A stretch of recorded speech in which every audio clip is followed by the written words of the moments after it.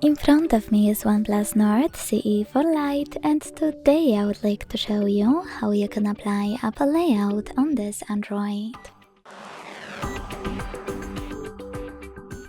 Begin by opening Play Store and downloading free app called Launcher OS from Launcher Studio Developer. When your app is ready, launch it. Then hit Get Started. Select I agree to terms and conditions and choose Continue twice. Following that, select while using the app and allow in all pop-ups. Then you need to tap on Close. And finally hit Set as Default to apply your launcher by clicking on it. As you can see, within seconds mine was successfully applied.